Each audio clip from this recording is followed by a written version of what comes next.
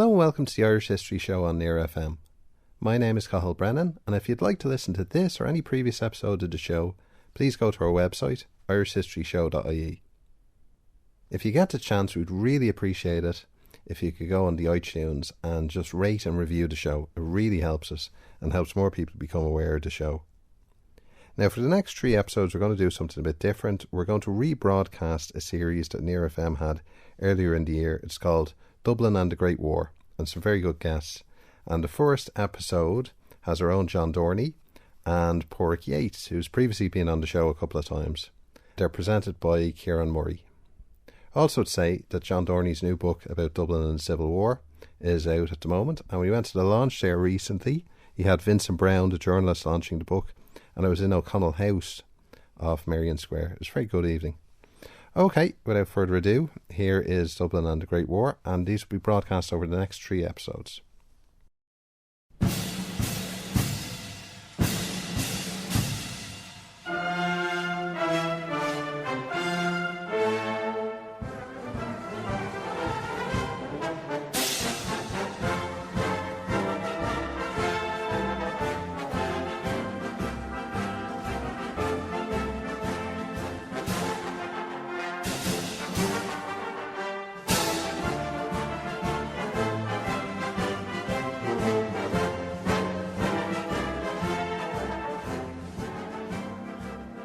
Dave agus fáilte romh go léir. I'm Ciarán Murray. You're all very welcome to this evening's event. We begin the first of the 3 events about Dublin and the Great War.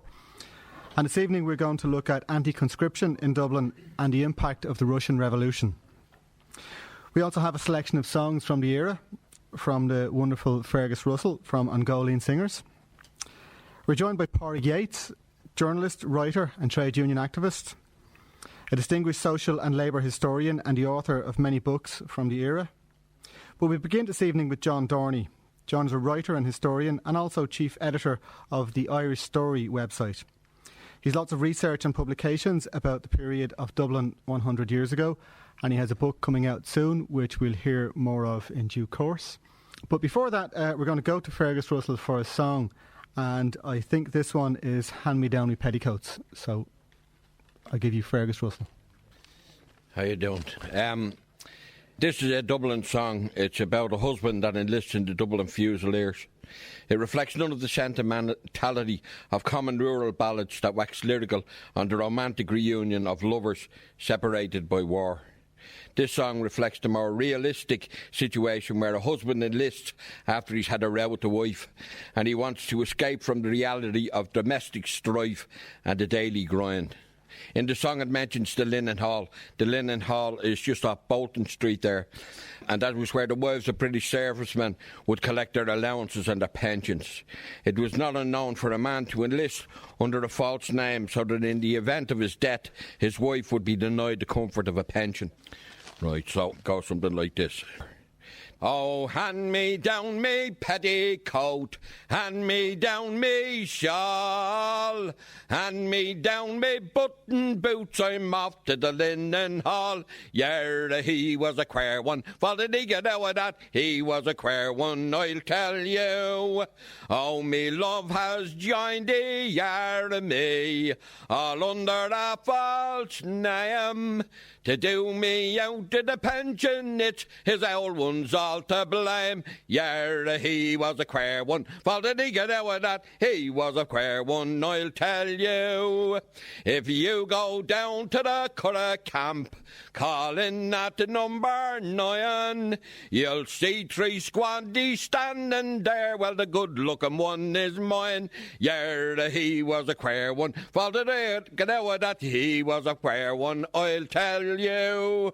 Oh, if you go to the fighting line, off to fight the Boer, keep them Dublin boys behind, let the culchies go before. Yeah, he was a queer one, for did he get out of that? He was a queer one, I'll tell you.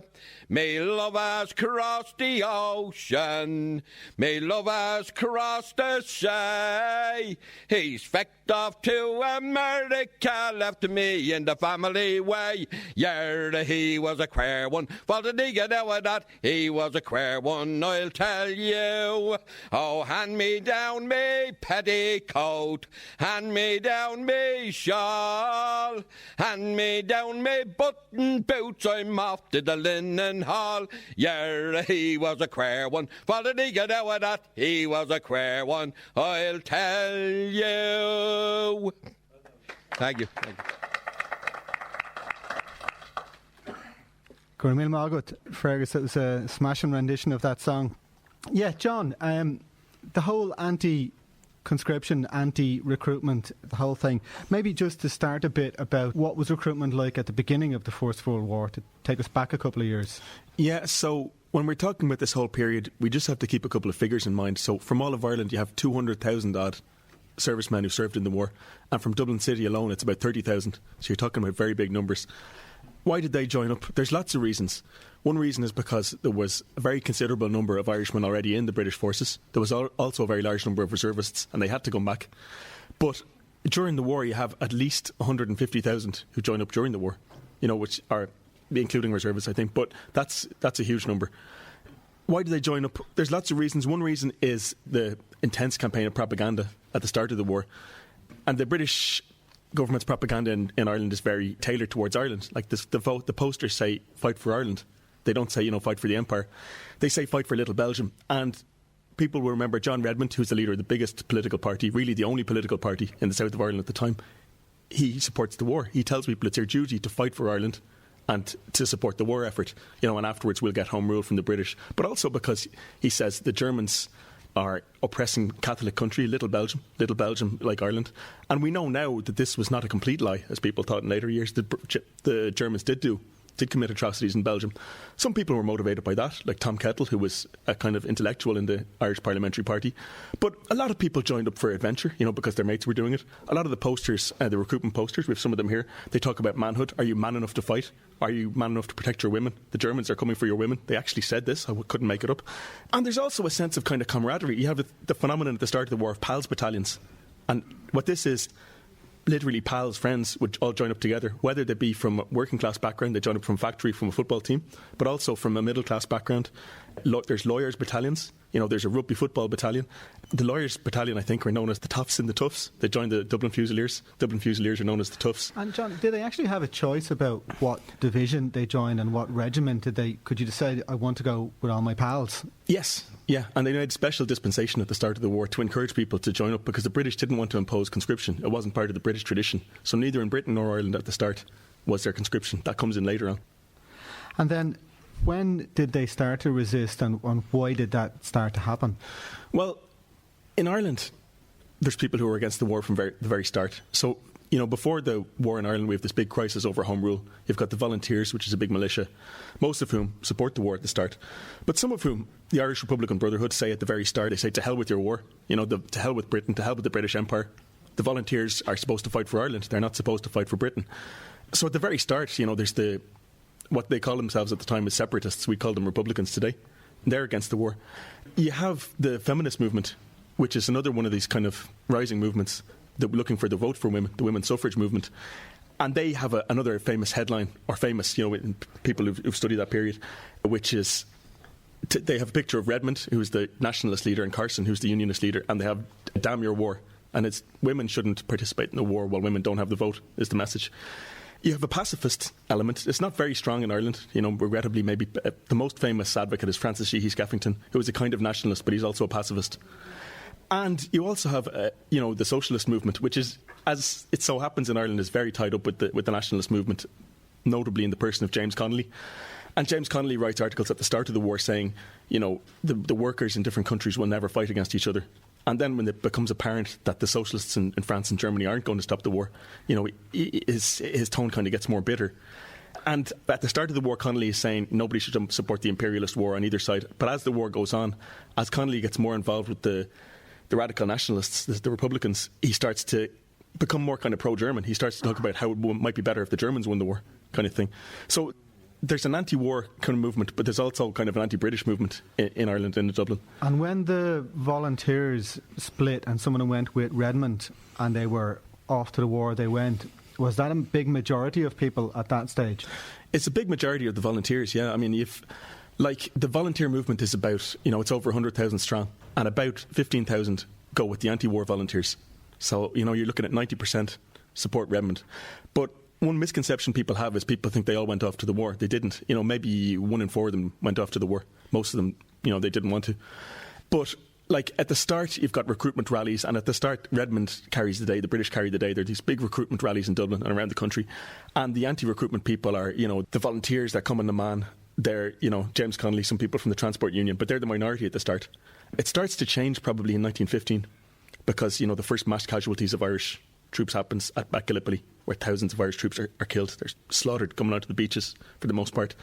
Another thing that happens is it becomes apparent the war isn't going to be over quickly. Won't be a quick adventure and you'll be home. You might be away for years. Another thing that happens in 1915 that isn't mentioned that often, but the Catholic Church turns against the war in 1915. Now, not just the Catholic Church in Ireland, but the Pope says that the war is wrong in 1915. So this obviously has a big effect in Ireland at the time. And also you start to hear statements from the more nationalist bishops, like Edmund Dwyer of Limerick has this statement where a load of Irishmen are in Liverpool and they're trying to emigrate to America, possibly to avoid being drafted. And Edmund Dwyer says, those men are arrested in Liverpool and they're sent back to Ireland. And Edmund Dwyer says, why should they fight for England? What has England ever done for them? So you start to hear this kind of sentiment more. But the big watershed is probably, it's the Easter Rising in 1916, where you have the British Army kind of bombarding Dublin, so it forces people to choose sides. But it's also, it's the mass slaughter on the Somme. It's the hardship the war is imposing on people. So Padraig has done a lot of research on this. It's the fact that Home Rule is still not transpired. So the idea was support for the war in return for Home Rule. That doesn't happen. All these things start to come together, the casualties, the hardship, the political crisis, and even emergence of this kind of radical new nationalist movement after the Rising, after the executions and everything that happens then. So by the end of the war, by the time the British are thinking about imposing conscription in Ireland in 1918, the war is now very unpopular. It's quite a different situation than at the start. So is there evidence from soldiers' letters or after the Somme, after that kind of slaughter, maybe even to bring Padraig in, was there a sense from those long lists of names of soldiers who died published in newspapers, did that have an effect? Yeah, as John was saying, Gallipoli was the beginning of the end. That was when the telegrams started coming through people's doors saying your son or your brother is dead, and it was signed by Kitchener. Some people sadly thought actually Field Marshal Kitchener had sat down himself and written each one, but he hadn't, of course. So that was a big factor. So from then on, it was extremely difficult to, as John says, the war dragged on and on. There was no sign of any breakthrough, any end to the war.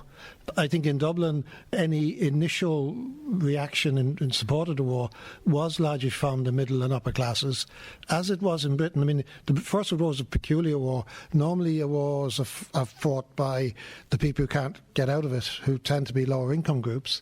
But in the First World War, in the initial enthusiasm, more lawyers and doctors and whatever joined than workers.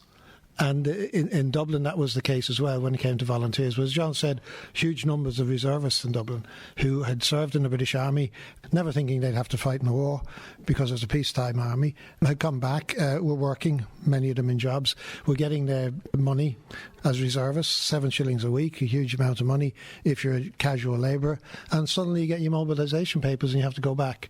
So, John, can I bring you in there again? Yeah, another thing I just wanted to tie in with what Padraig is saying is there's this phase at the start of the war where lawyers and doctors and stuff are joining up, but that doesn't last. That's quite a passing phase. And after that, what the British Army says they're doing in Ireland, and probably are doing in Britain as well, is they're looking for the unskilled working class. If you tot up all the figures between the pay and the separation allowance that their family will get, they'll be better off. And this is the way the British Army sells it to them. And what the British Army start to say by 1915 is, we've used up all these people. We've literally used up all the people who are going to join for those reasons. And, we can't get any more from economic recruitment. So that's another thing that kind of run out of. It's a resource they run out of during the war. Yeah, I think you mentioned Tom Kettle there earlier. I think he was a local man from Artane. When people like that joined up and we were talking about the divisions, that they had a choice of where would they go and stuff, was there any of the southern Dublin Protestants who would have chosen to go with the Ulster divisions? Would have been more loyal as a thing to do? Well, if you joined the army, if you could read and write, there was a help. If you had a degree, you could walk into a job as a commissioned officer. So you would have, that's where family connections come in. And if, say, like the Lee family, they had a friend who was a colonel in, I can't remember the regiment now off the top of my head, but the older son's got commissions in his regiment. So family connections count for that. So the regiment you linked up with would depend on those sort of things. They would tend to be Irish, not always, invariably, but they would tend to be Irish. They wouldn't necessarily have to be, if you like, unionist or northern-based, but they're who you know. It's the old thing in Ireland, it's who you know. And if you know someone who can give you a commission in one regiment, that's where you go. Now, that's not to deny that there were people like the Toughs and the Toughs who joined as groups, and they were men who actually forewent the chance to have commissions, some of them, in order to serve together. John, we were talking about families and how families would have split, and some would have seen themselves as being particularly loyal to the Crown or loyal to Ireland, and off they went. You mentioned the O'Malleys and Daltons. Tell us a bit about those stories. Yeah, so the O'Malleys and the Daltons are really interesting because of two different generations of brothers who are separated by a few years, go totally different directions. So Ernie O'Malley's family live here in the north side. They went to O'Connell schools, and so did the Dalton family. They knew each other as children. And Frank Malley, actually, the O'Malley comes from when Ernie O'Malley was an IRA leader. He added the O. But Frank Malley joins the Royal African Rifles, I think is the unit, in 1914, for King and Country. And he dies in East Africa. He dies of disease in the East African campaign. And Ernie O'Malley writes in his memoir later on, I would have joined too, no problem, had I been of age. But I wasn't. He was like 16 in 1914. Ernie O'Malley's a medical student in Dublin, in UCD, which is in Ersford Terrace at the time. On Easter Monday 1916, he's walking around Dublin and he comes across the GPO, and some people are sticking up posters, and it's the proclamation of the Irish Republic. He knows some people who are in the volunteers. He experiences the Rising, and the Rising really changes his whole view. He helps the volunteers during the Rising. He digs out an old rifle and starts shooting at the British Army, actually helps people to get away. Afterwards, he joins the volunteers himself. He becomes this legendary guerrilla leader, and several of his brothers do as well. One of his brothers is killed in the Civil War. But what's the difference between Frank Malley and Ernie O'Malley? Nothing. 2 years. It shows people get caught up in the times they live in. Now, the Dalton family, similarly, the Dalton family was a nationalist family. They're involved with the Parliamentary Party. They had lived in America. Emmett Dalton, the older brother, is very influenced by Tom Kettle, who you mentioned. Tom Kettle is his mentor in the Irish Parliamentary Party. He joins up, rises to the rank of Major in the British Army.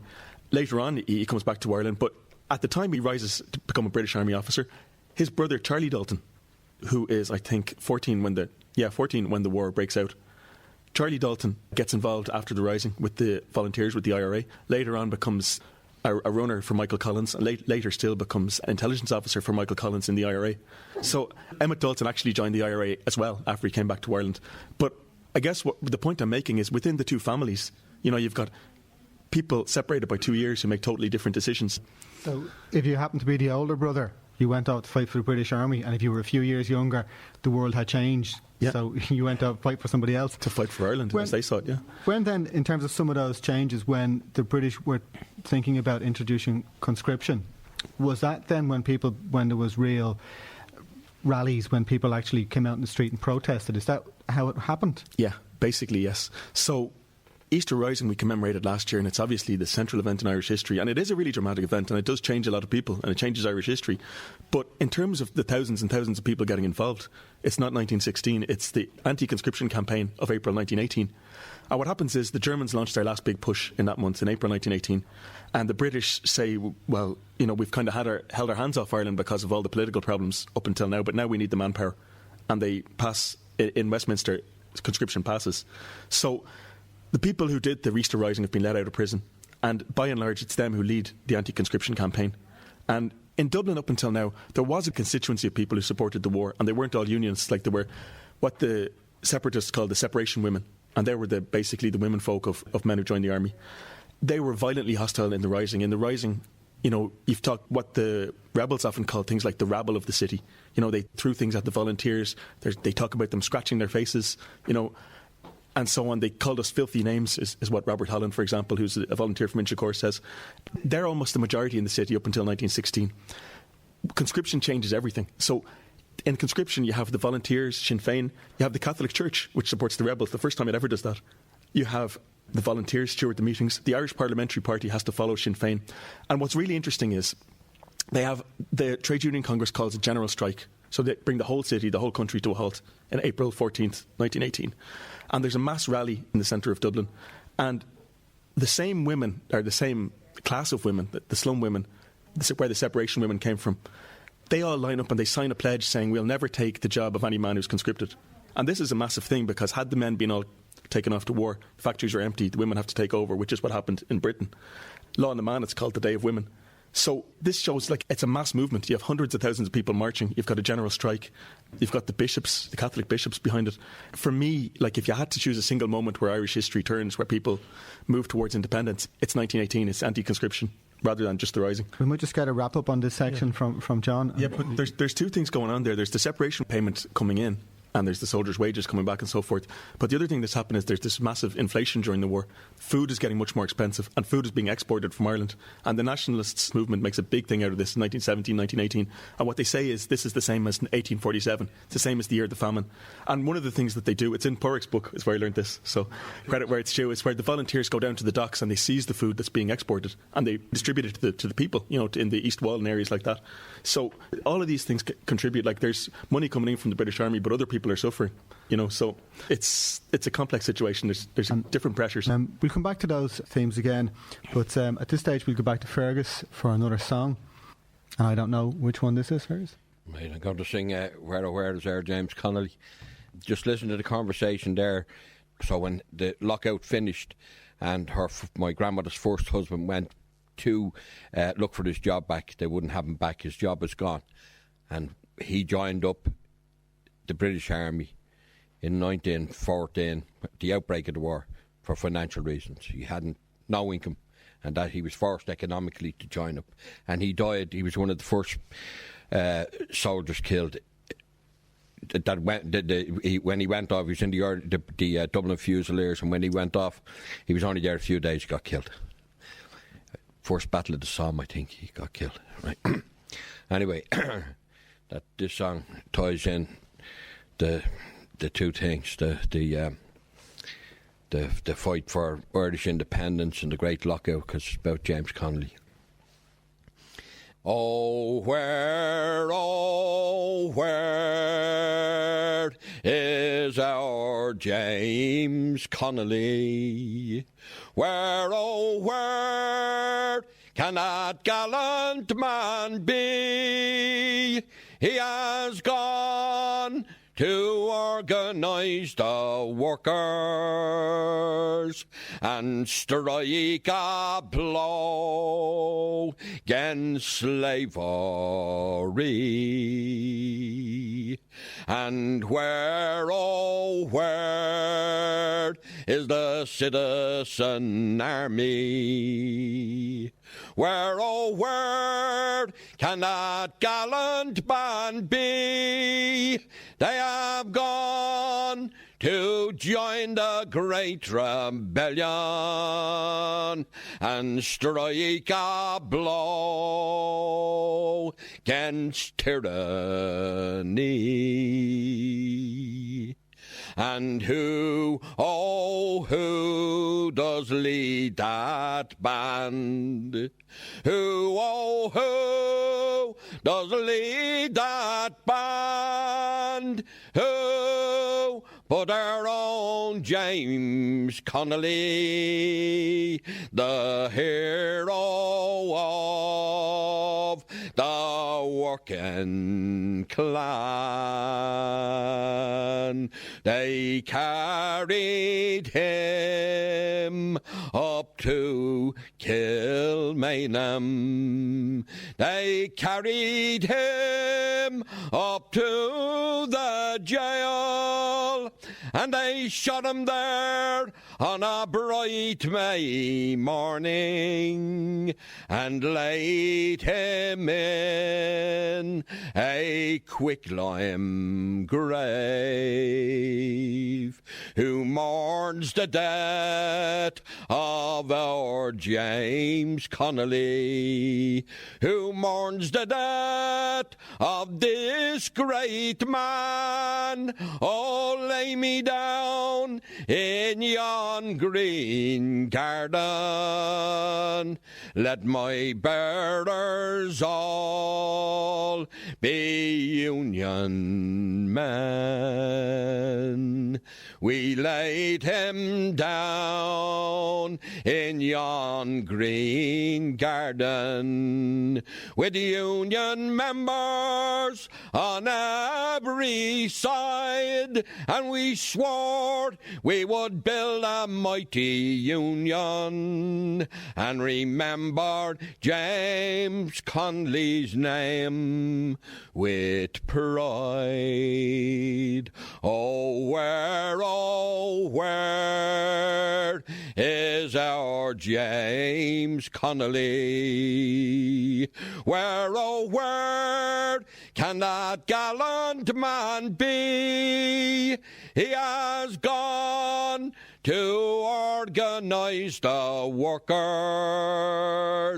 and strike a blow for liberty.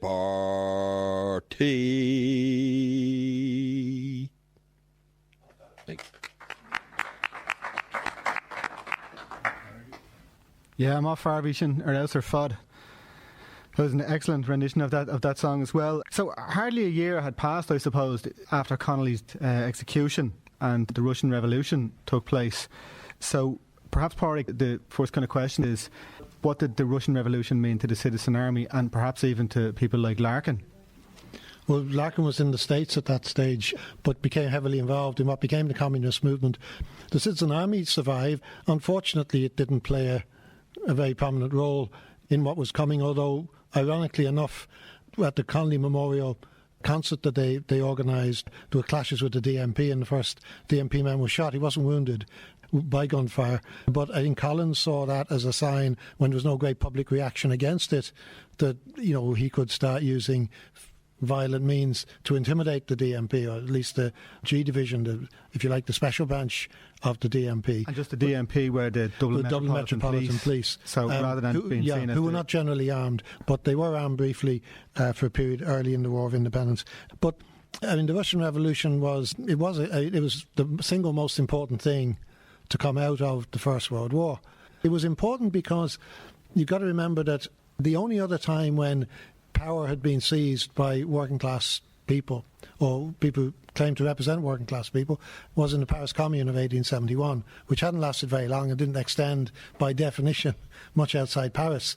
So for a whole country claiming to be socialists to seize power and to hold power in one country, and that country the largest country in the world, and it still is the largest country in the world. At that time, population-wise, it accounted for a far larger proportion of the population it does now. For that to happen was bound to have a seismic effect on everybody, from the top to the bottom, from the capitalist class to workers and peasants. Maybe to give us a picture of the era, did it make news headlines? Was it what the newspapers were talking about? Was it what was talked about in the pulpit? Were the church concerned? Everybody was concerned because we were already in the era of mass communication. People in London or New York would know within a day what had happened in Petrograd, as St. Petersburg was called then, or what happened in Moscow. So people knew what was happening. You've got to remember the revolution came in two phases. The first one was in February. You've got to remember they used the Julian calendar, so they were 2 weeks behind the West, if you like. So everything that happened, the February Revolution actually happened in March by our count, and the October Revolution happened in November, just to make life difficult for people. When did it start? Some people argue it started with the mass demonstration by Putilov workers. The working class in Russia was probably proportionately smaller even than it was in Ireland. It was pretty tiny in Ireland. But the difference was it was concentrated in huge industrial plants. The Putilov factory employed tens of thousands of people. I remember when I worked in Birmingham, you go into Longbridge or Rover in Birmingham when they knocked off, and it was like the rush hour. I mean, tens of thousands of people came out of those factory gates. There were traffic lights inside the factories because you had to have them to control traffic. You know, so many, it was so busy. So you're talking about those sort of factories that didn't exist in Dublin. And we had them to some extent, the shipyards in Belfast, but that was the only place. In Russia, tens of thousands of people in them. So these were, many of them, first generation. They come off the land. They knew nothing but poverty and exploitation, and they were resentful at the war, which was being waged by a government that was not only autocratic but totally incompetent. All the senior grades in the armed forces and in the civil service were aristocrats. you could not become a senior civil servant or army officer unless you were of noble birth. So, a lot of the people were promoted way above their levels of competence. So there was burning resentment at this. Soldiers were being sent to the front without rifles. They were told to pick up the one that the guy has in front if he dies. Starvation, the railway system was breaking down. People were starving. The Putilov workers came out and protested conditions on March the 7th. And on March the 8th, International Women's Day, the women in Petrograd came out to mark International Women's Day, but also to demand bread. They were starving, their families were starving. And that was really the beginning of the revolution, because the Tsar, as was his wont, ordered the military garrison out to disperse them, and the troops refused to go. They were so demoralised, they said, no, what's the point? Same thing happened in the 10 years earlier in the Russo-Japanese War, but this time it was much more widespread. They refused to go out. The last barrier of defence of the regime were the Cossacks. The Cossacks wouldn't go out. And once that spread, within a week, the Tsar had resigned. His brother was asked would he take on the job, and he said no, and he left the country. But the other big thing is that they owed a fortune to the banks. Not their own banks, but this is a very familiar story in this country, to foreign banks. So the French in particular had been very foolish, and had lent loads and loads of money to the Russians to kill Germans. And the Russians hadn't been very good at killing Germans, but they had been very good at spending the money. So they'd lost all this money, and now the banks were going to come looking for it back. So their only hope of retrieving that situation, and again, this may sound familiar, is we have to beat the Germans, because if we beat the Germans, we can make them pay our debts to all the banks that we owe around the world. So they had a big vested interest in this. And if you pull the plug on the bondholders, as you know, terrible things can happen to you. So the provisional government were trying to keep in the war, to the end and win. The Bolsheviks gained strength as the most extreme or the most left-wing group amongst the workers on the basis of peace, land and bread. We're not interested in the banks. We want peace. We'll give the peasants the land, which belongs to the aristocracy, but they don't deserve it. The peasants work the land, so they should have it. And bread, everybody needs bread. So it was on that basis, a very simple basis really, that the Bolsheviks got to power, because they were the only people who insisted we have to have peace. Everybody else was trying to chop and change the salami sandwich with their own slice in it to say we can deliver. The Bolsheviks had a very simple message, and eventually they got control of some of the key Soviets in the big cities. Not in the countryside, but in the big cities. Once they had that, once they had Moscow and Petrograd in particular, they set up a military council. The military council picked a date, November the 7th, to seize power. And that's precisely what they did.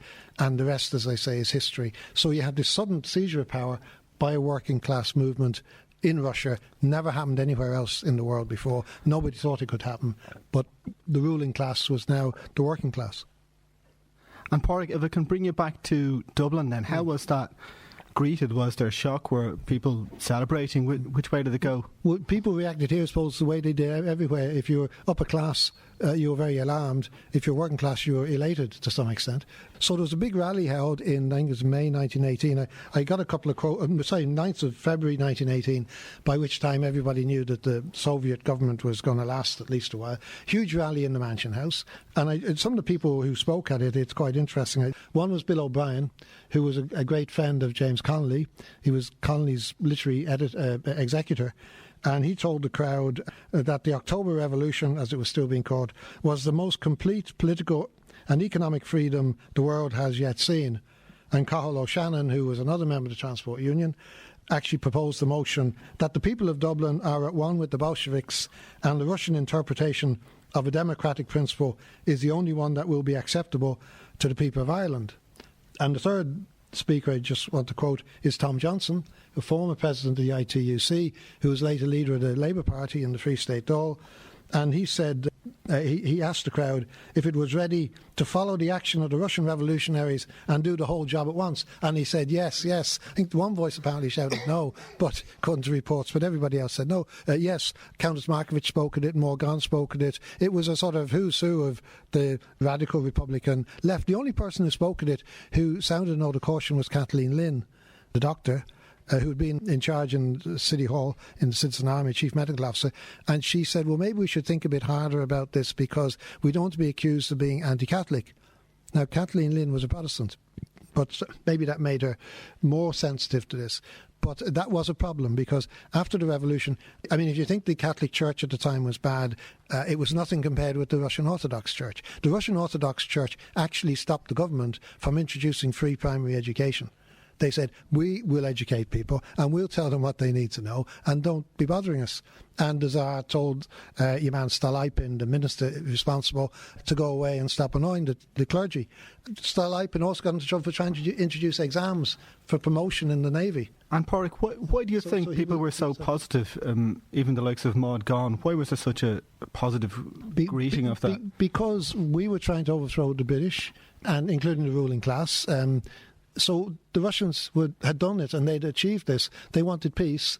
They were outsiders like we were, or at least we thought they were. But the thing is that also we thought it might bring the war to an end. Ironically, as John has mentioned, the Russian Revolution actually had the reverse effect, because once they stopped fighting the Germans were able to transfer thousands of men to the Western Front in one last heave to win the war. So that's what happened. Yeah, maybe to bring in John there, do you think, did it embolden the Socialist and the left in Ireland in their anti-British Army campaigns?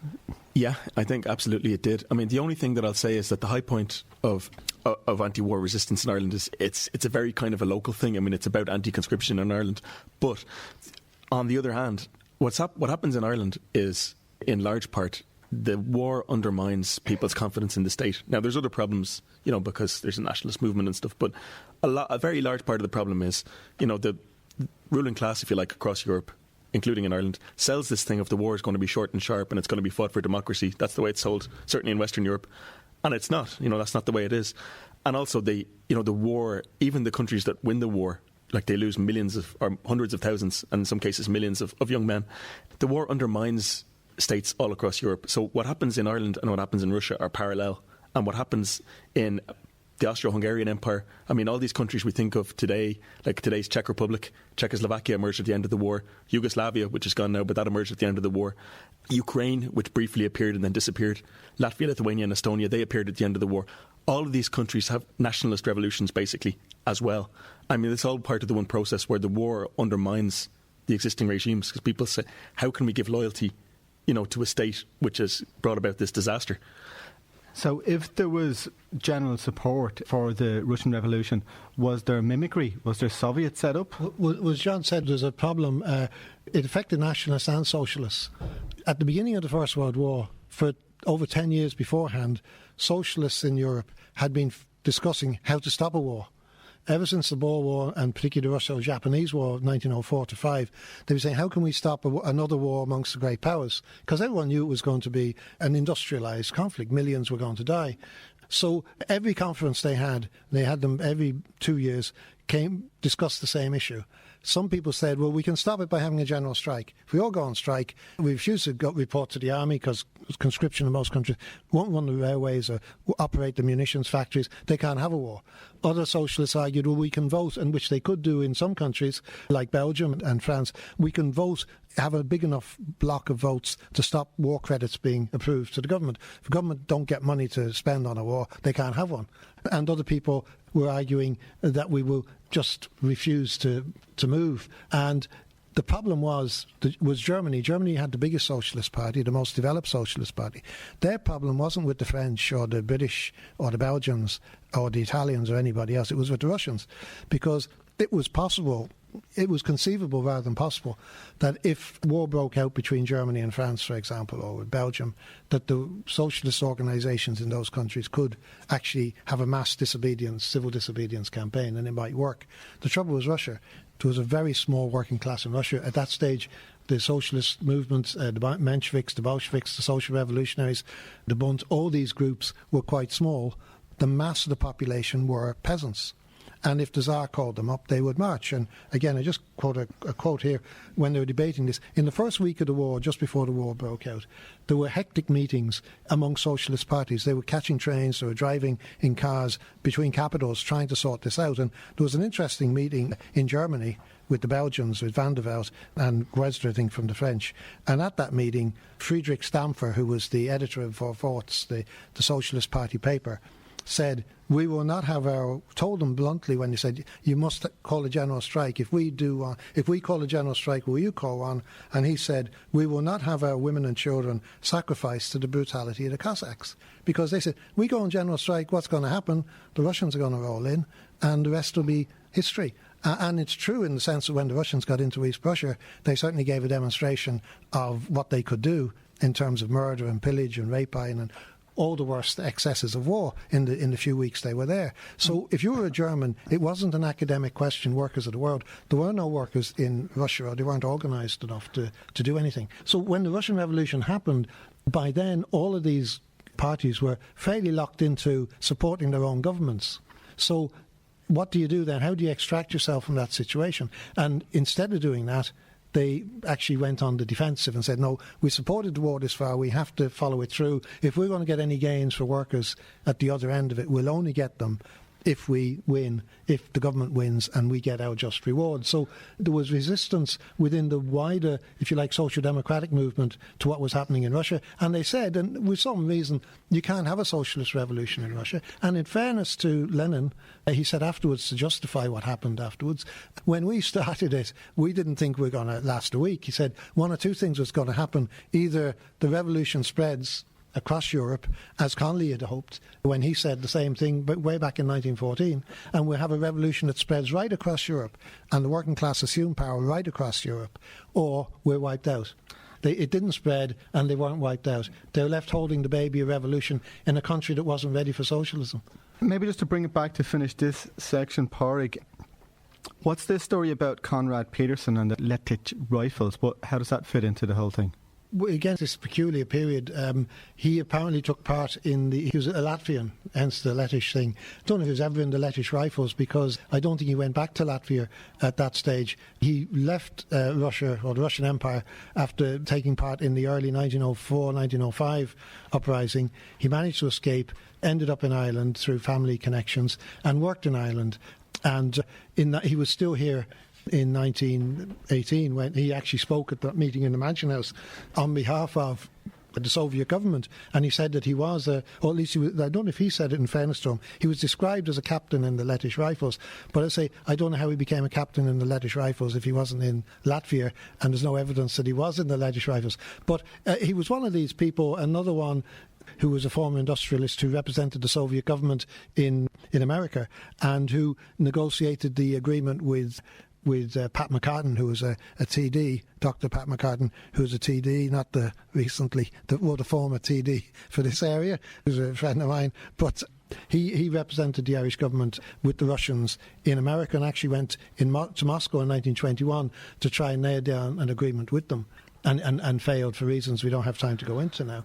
But it was a very peculiar period when people found themselves in a particular place, got certain jobs, which would never have happened otherwise. No. And Peterson did go back to Latvia.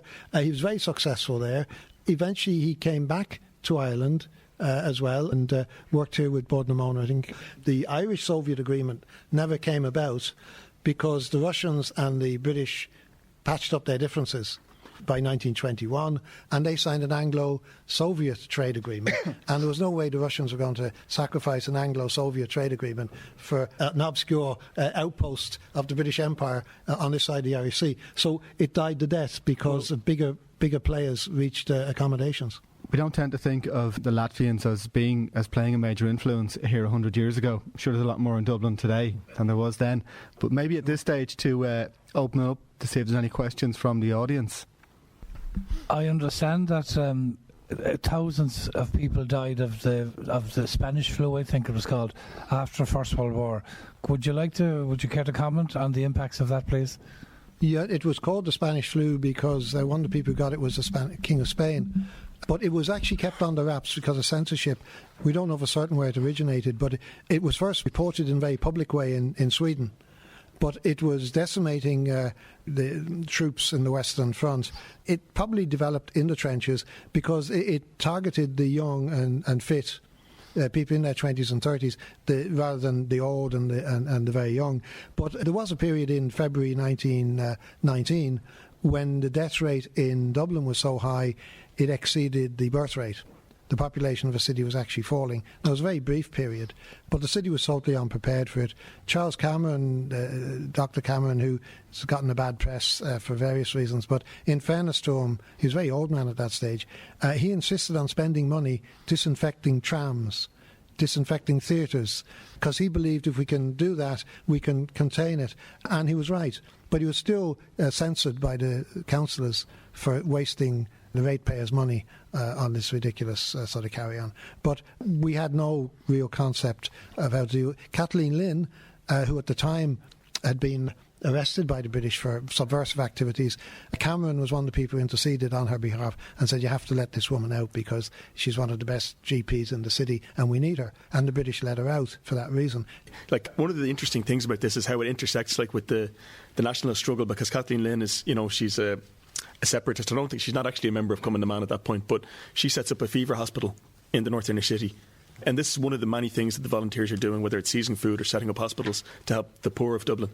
But I mean, we think the death toll from the Spanish flu in Ireland alone is about 20,000, over about a 6-month period, late 1918 and early 1919. And interestingly enough, what a lot of the people who were campaigning for Sinn Féin in the election of 1918 and who were locked up subsequently is they were terrified to be in jail because they were terrified they'd get the Spanish flu.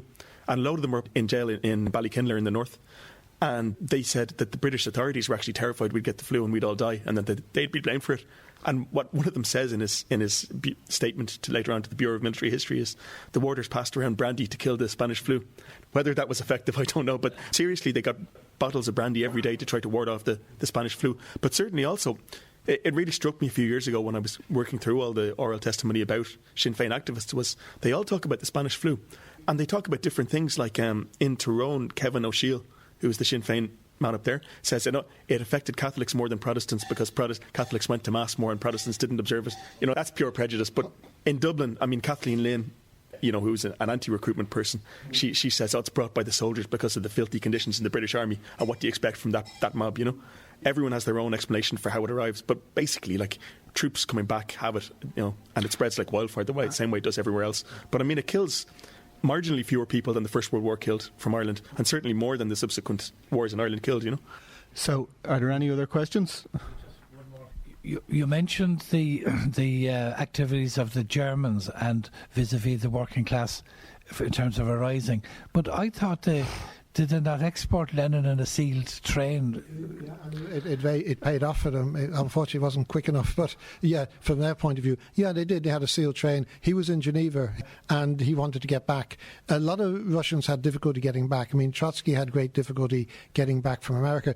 I looked it up. It was bothering me. Ludwig Martens, whose family had all their property seized, a big industrialist. He was in America at the time working for an American company. He came back on the same boat as Trotsky, and then the Bolsheviks, because of his business experience, sent him back to America to do deals with the Americans, and he linked up with McCartan then and negotiated a loan. The Sinn Féin government gave £40,000 to the Soviet government in return for some of the Russian crown jewels. It turned out the jewels were only worth about 20,000, but you can't trust some people. But it was outcasts, linking in with each other, my enemy's enemy. But Dev was very careful. Dev never sanctioned an agreement with the Russian government because, like Kathleen Lynn, he knew if they did, the Catholic Church would jump on them, and the Catholic Church were essential to Sinn Féin in the War of Independence. Whether it was a marriage of convenience, but they needed each other. Do we have other questions? A quick question. Is there any evidence to suggest that the Irish Revolution influenced the Russian Revolution 1 year later? Yeah, to a degree. I mean, Lenin, for example, Pádraig alluded to the fact that the moderate socialists supported the war, basically, but the radical socialists, led by the likes of Lenin, were against the war from the start, Rosa Luxemburg in Germany. And these people, the radical socialists, are divided on what to think about the Easter Rising. Like Rosa Luxemburg calls it a putsch, I think, which means, a coup. But Lenin writes very praisingly, if that's a word. He writes very approvingly of it. And he writes it was led by a working class leader, James Connolly, and there was a workers' militia. And he said, before his own revolution, yeah. So he might not be influenced by it, but Lenin certainly kind of approved of it. He admired it. OK, we're going to go to Fergus for a final song, but just before we do, just to remind you, we'll be back next week and we'll be looking at suffragettes and women at work during the Great War.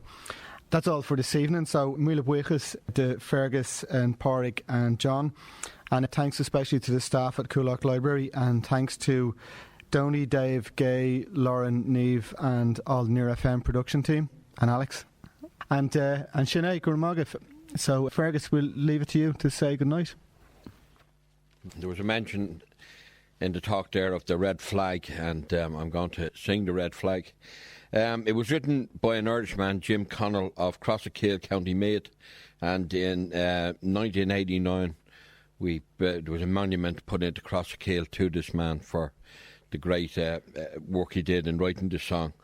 The people's flag is deep, it's red, it's shrouded off our martyr dead, and ere their limbs grew stiff and cold, their heart blood dyed its every fold, then raised the scarlet standard high, within its shade we'll live and die, though cowards flinch and traitors sneer, we'll keep the red flag flying here. Look round, the Frenchman loves its blaze, the sturdy German chants its praise. In Moscow's vaults its hymns are sung, Chicago swells the surging throng. Then raise the scarlet standard high, within its shade we'll live and die. Though cowards flinch and traitors sneer, we'll keep the red flag flying here. It waved above our infant might, when all ahead seemed dark as night. It witnessed many a deed and vow, we must not change its colour now. Then raised the scarlet standard high, within its shade we'll live and die. Though cowards flinch and traitors sneer, we'll keep the red flag flying here. It well recalls the triumphs past, it gives the hope of peace at last. The banners bright, the symbols plain, of human right and human gain. Then raise the scarlet standard high, within its shade we'll live and die. Though cowards flinch and traitors sneer, we'll keep the red flag flying here. It suits today the weak and base, whose minds are fixed on pelf and place, to cringe before the rich man's frown and haul the sacred emblem down. Then raise the scarlet standard high, within its shade we'll live and die. Though cowards flinch and traitors sneer, we'll keep the red flag flying here.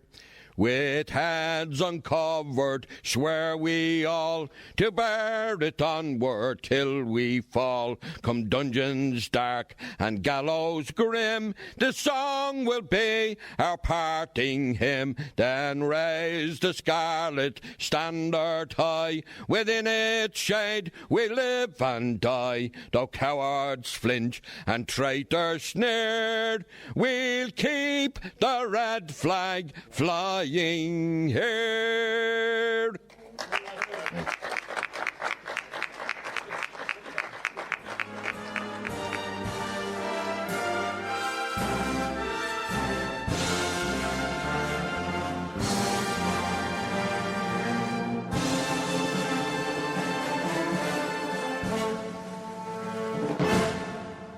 This programme was funded by the Broadcasting Authority of Ireland with the television licence fee.